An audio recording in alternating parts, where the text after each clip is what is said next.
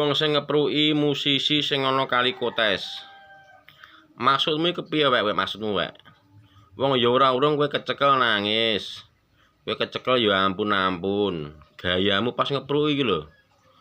Njoto sing iki sawajare wae to wae, aja terus mbok kepruk kursi besi ndase ngono kuwi. Mbok kepruk kursi besi ndase ngono kuwi lupute gagar otak. Kowe engko ora urung ya iso temekaning pati wae kuwi wae. Kowe rumah sama iki wis juara apa kepiye, wis jos apa kepiye.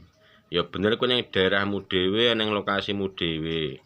Nek kowe karep ngepruki wong, njotosi wong, gawe lorone wong ini cepak duit. Karep njotosi wong cepak duit paling ora 20 juta.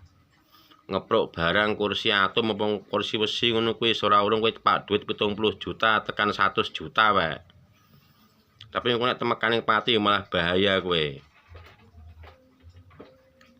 Wong ya wong biasa wae. Kok iso gayamu kuwi lho. Nek kecekel jare kowe enggak sadar. Jare kowe mabuk, jare kowe ora eling. Jare kowe pengaruh minuman keras, pengaruh alkohol. Alasanmu paling ngono, Pak. Hiburan ki ngono kuwi, goleki bare ora enek bare. Ya mun suwayahe bar kudu bar.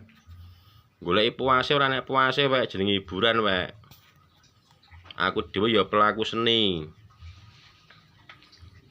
Ngene iki piye kowe? Wis tak gelem damai. Tangisan terus manteni barang kuwi dadi manten ki aja pekok-pekok nemen. Wong dadi manten kaya iso kober-kobre. Melu njotosi wong iki lho. Ngampleng ya ngampleng biasa wae tukaran sak derma wae. Sak baene wae ora terus nganggo kursi wis mbok kepruke ndase kaya ngono kuwi. Kuwi ora tukaran kuwi jenenge ngincih patine wong nek kuwi jenenge kuwi. Wis pokoke aja gelem damai.